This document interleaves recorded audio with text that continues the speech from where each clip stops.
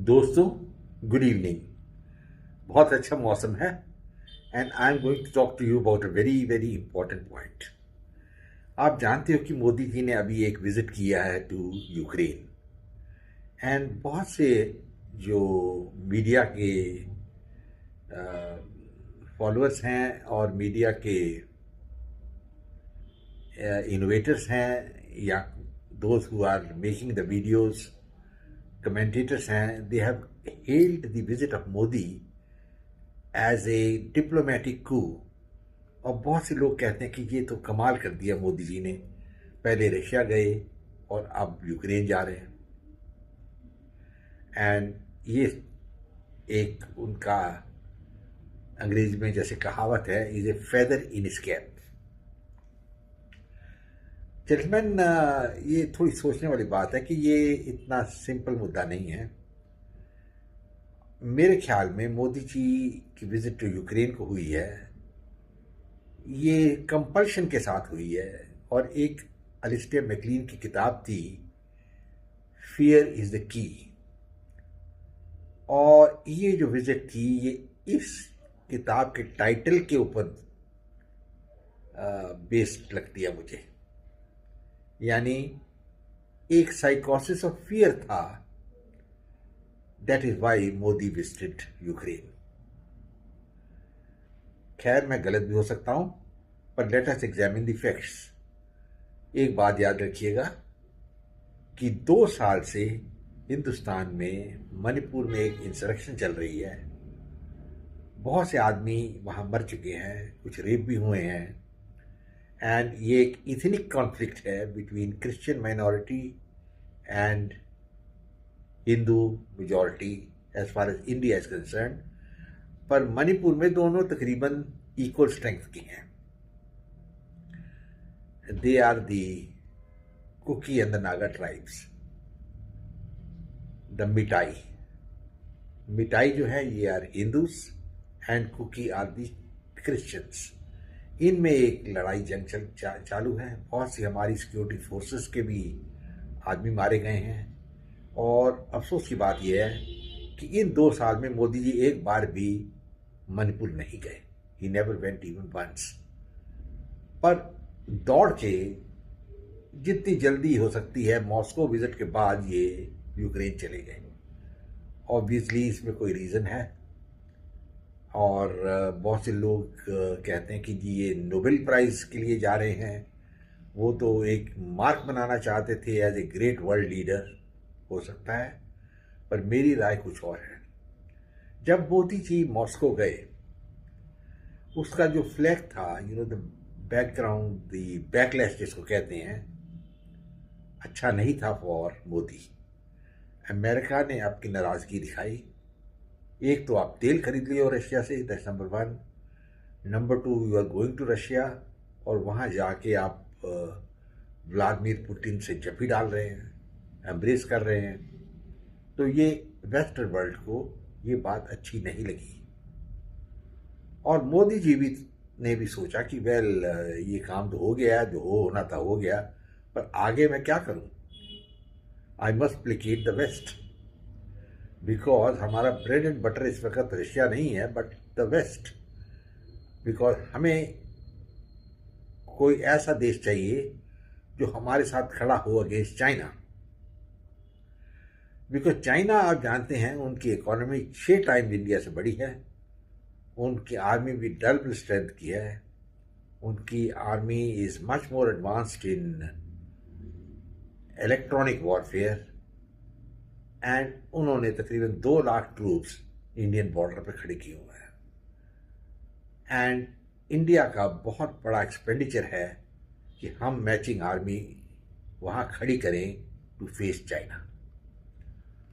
सो हमें एक बहुत ज़रूरत थी कि एक रिलायबल एलाई थी। एंड वर्ल्ड में एक ही एलाई हो सकता है चाइना के against, that is America. Russia आपके साथ चाइना के अगेंस्ट नहीं जाएगा, because Russia is totally dependent on China आजकल। चाइना रशिया को बहुत सी high sophisticated parts, precision parts, aircraft parts, gun parts उनको दे रहा है। Ball bearings and all that, जिसके साथ वो रशिया लड़ाई यूक्रेन के अगेंस्ट सस्टेन कर रहा है। And despite the fact that Zelensky जो है इसको अमेरिका का और नेटो का हेल्प है, ही इज नॉट विनिंग। उन्हें छोटी सी इनकर्शन ज़रूर की है कुर्स्क रीजन में, पर उसमें उसको कोई खास फतेह नहीं मिली है। And it is only small incursion. मेरे ख्याल में अनदर वीक, 15 डेज, 1 मंथ में वो डेड हो जाएगी, बिकॉज रशियन आर्मी और ग्रेटर एरिया ले लेगी ईस्टर्न यूक्रेन में। सो मोदी जी आने का पर्पज ऑफकोर्स था कि ऑस्टेंसिवली कि I will bring about peace between Ukraine and Russia and they negotiate करें और वॉर बंद करें, पर it is easier said than done. Modi के जाने के बाद ही यूक्रेन ने एक स्टेटमेंट दिया है, एंड वो स्टेटमेंट रिपीट किया उन्होंने 2-3 बार कि इंडिया अगर रियली सीरियस है पीस के लिए बिटवीन यूक्रेन एंड रशिया, तो they should stop buying oil from Russia. India is now the largest buyer of oil from Russia. जो इंडिया में ऑयल आता है उसको रिफाइन करके इंडिया उसको बेचता है to the west European nations. और एक फैक्ट तो बात है कि ये जो परचेज ऑफ ऑयल है, ये रशियन गवर्नमेंट के खाते में पैसे जा रहे हैं। रशिया की इकोनॉमी सस्टेन हो रही है because of this purchase of oil, and net result is that the war is continuing. So Zelensky उस वक्त ये बात पे करेक्ट है, India is not going to stop purchase of oil. तो मेरे ख्याल में जेलेंस्की को भी आइडिया आ गया कि ये एक विंडो ड्रेसिंग एक्सरसाइज थी जो यूक्रेन में आए। बेसिक पर्पस था, जैसे मैंने कहा है आप पहले भी, एलिस्टेयर मैकलिन की किताब का मैंने जिक्र किया, fear is the key.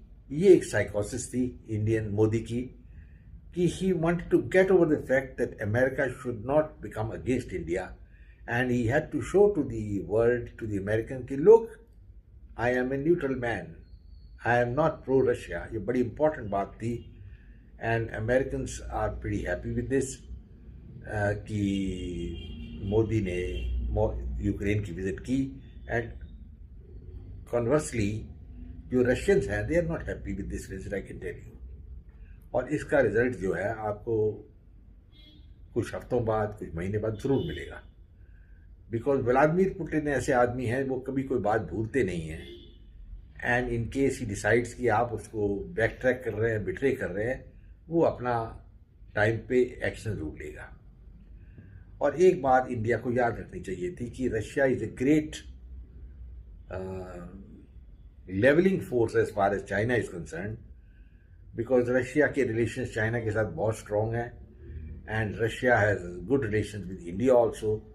So China के साथ अगर कोई इंटरसीड कर सकता है, इज ओनली रशिया। पर चाइना के ऊपर रशिया टोटली डिपेंडेंट है, and that also is a fact. So Russia की जो एरिया ऑफ मैनूवर जिसको कहते हैं बहुत लिमिटेड है, and there is nothing much to be expected. ये जो साइकोसिस ऑफ फियर है ना, ये समथिंग बड़ी पुरानी है हिंदू वॉरफेयर। अगर आप स्टडी करें, आपको याद होगा कि मोहम्मद जो गजनी था, ये 17 टाइम्स इंडिया इन्वेड करने आया और 17 टाइम्स उसने हिंदुस्तानियों को हरा दिया। और उस टाइम राजा भोज जो थे, he was the most powerful king in central India, उसने गजनी को अपोज नहीं किया। That also is a fact. Why he didn't oppose? That is called the साइकोसिस of fear. उसको घबराहट थी कि मैं कहीं हार ना जाऊं। एंड ऑफकोर्स स्ट्रेटेजिक थिंकिंग तो थी नहीं कि एक बार वो अपनी फौज, हिंदू राजा जो थे, वो अगर नॉर्थ वेस्ट पासेस में जैसे खैबर पास में खड़ी कर दे तो गजनी वहीं रुक सकता था।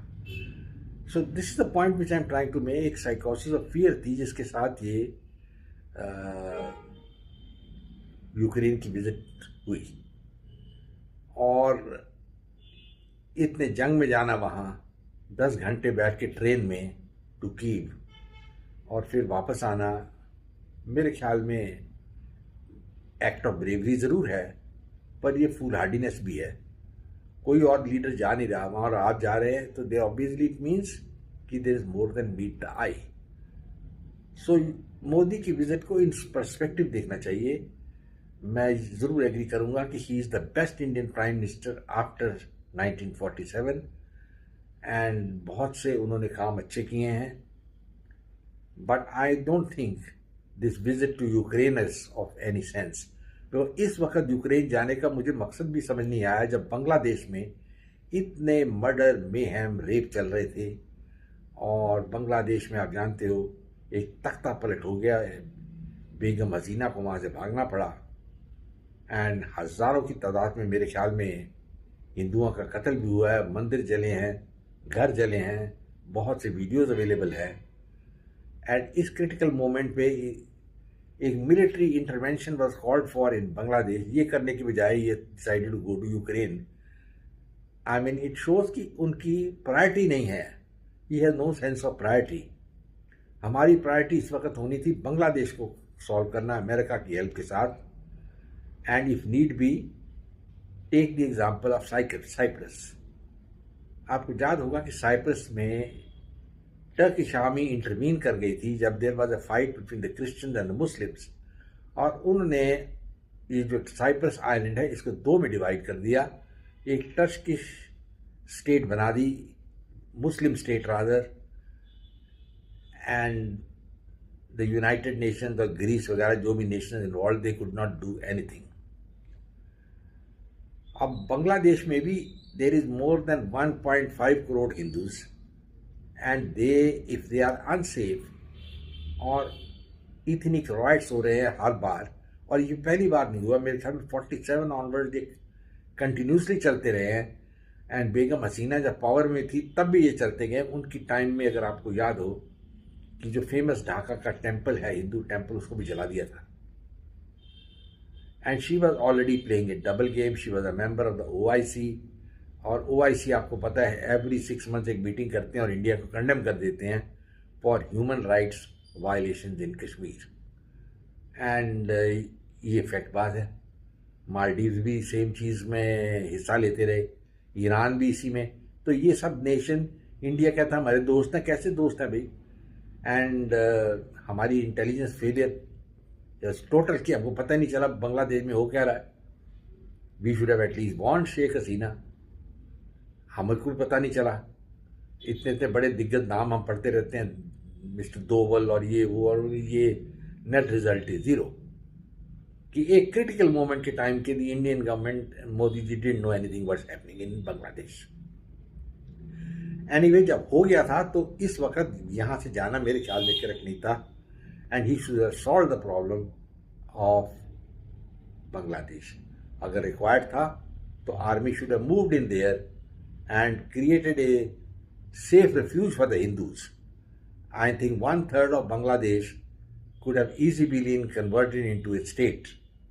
बांग्लादेश की आर्मी जो है कोई खास पावर नहीं है उसमें, एंड बहुत से सपोर्टर्स है उस आर्मी में अभी भी शेख हसीना के। अगर इंडियन आर्मी इंटरवीन करती तो ये सब उभर आते, बाहर निकल आते, and they would have supported India and result would have been different. So gentleman, ये सोचिएगा, मेरी ये जो राय है थोड़ी सी डिफरेंट है लोगों के साथ में। मेरे ख्याल में मोदी जी की जो विजिट यूक्रेन की है बहुत डेयर डेविल एक्ट था, पर इसकी ज़रूरत नहीं थी, नंबर 1। नंबर 2, इसका रिजल्ट एक ही है उस हिसाब से, because he was trying to rectify the wrong which he felt had been done by going to Moscow. Because कोई और लीडर मॉस्को नहीं गया। आपको याद होगा कि इमरान खान गए थे Moscow and he got removed when the Americans realized they don't want this man as the Prime Minister of Pakistan. एक मिडनाइट वोट हुई थी and he lost it, and उसके बाद में ये जेल में ही बैठे हैं अभी। अब उनके लिए कोई ऑप्शन नहीं है, या तो आप ट्रायल फेस करें और लाइफ इम्प्रिजनमेंट हो जाए, या एग्जाइल चले जाए। So America is like the alligator in the water. अब मगरमच्छ के साथ वैर नहीं कर सकते अगर पानी में ही रहना है। India needs America. अभी 4 एग्रीमेंट साइन हुई हैं, राजनाथ सिंह वहाँ गए हैं, and they are suppliers agreement. Specifically उनका मतलब एक ही है कि they will support India in a war against Pakistan and China. Now ये सपोर्ट इंडिया एक बहुत ही कॉम्प्लेक्स वर्ड है, बिकॉज किस तरीके से सपोर्ट करेंगे, सप्लाई करेंगे ज़रूर करेंगे, but will they come actively on your side to fight China? मेरे ख्याल में ये is not part of the agreement, ये नॉन बाइंडिंग एग्रीमेंट है एक। एंड नॉन बाइंडिंग एग्रीमेंट का मुझे भी एक्चुअली मतलब समझ में नहीं आ रहा। तो this is something very strange. It is not a military pact, you know, like NATO, जिसमें एक सेक्शन है जो कहता है कि attack on a NATO countries and attack on all the countries of NATO. तो वो चीज़ नहीं है कि इंडिया के ऊपर अटैक होगा तो it be considered as an attack on America. So China जो है वॉचिंग केयरफुली। मेरे ख्याल में Modi sahab would have been better off to try and negotiate a not only a ceasefire with China, a amicable settlement, but a border settlement जिसमें India will have to give more than take, give and take नहीं होगा वो, India will have to give a lot of things। उसका reason ये है कि मैंने पहले भी आपको बताया कि हिस्टोरिकली इंडिया का अक्साई चीन के ऊपर कोई कंट्रोल नहीं था for ever since 2000 years of Indian history. And बहुत से हमारे हिंदू राजा थे या मुगल राजा थे, they had no control over Arunachal Pradesh, NEFA. History देख लीजिए इंडिया की।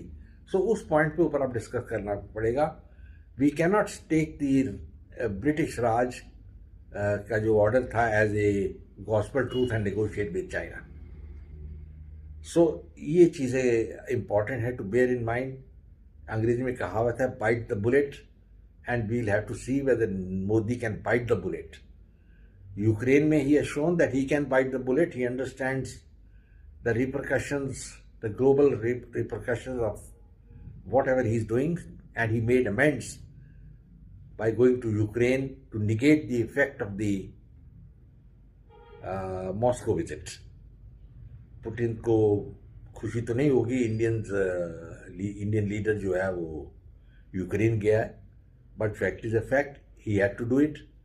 And he has been talking of peace and negotiations। भाई कोई फाउंडेशन भी होना चाहिए। How are they going to it? Ukraine's foundation very clear कि our territory has been overtaken, हमारी सॉवरेनिटी खत्म हो गई है, we want our territory back. Russians are not going to give that territory back, let us be very frank about it. And they will probably set up an independent state or incorporate that region, that is the Donetsk region, as part of Russia. Ukraine itself is an anomaly which was created by the Western world after Russia broke up. And उसका नतीजा America के लिए भी अच्छा नहीं है। जो Biden ने देखिए कितने ट्रिलियन डॉलर जो हैं इस लड़ाई में लगा दिए हैं टू हेल्प यूक्रेन। और यूक्रेन अगर अभी तक जीता नहीं 2 साल की लड़ाई में, इतने वेपन देके, और ज़्यादातर यूक्रेन हार रहा है। तो मेरे ख्याल में American strategy is very faulty. बहुत इंपॉर्टेंट है कि डोनाल्ड ट्रंप जो है पावर में आएंगे तो may be situation will change. In the meanwhile all I will say is that let us wish mister Modi all the best, because astrological charts indicate कि he is coming to the end of the road. End of the road means उनके 12th house is going to be his doom, which is the Napoleonic house. और जैसे आप जानते हैं Napoleon great height पे गया था and then he was defeated. मेरे ख्याल Modi next year will be out as the prime minister. और उसके जो रिजल्ट है, जो रिपरकशन है, क्यों ये होगा, are his own faults, his failure to strike when he had a decade of power. Gentleman, I hope you like this video of mine. आप शेयर करिए अपने दोस्तों के साथ and come back for more. In the meanwhile, I will say goodbye and God bless. Thank you, sir.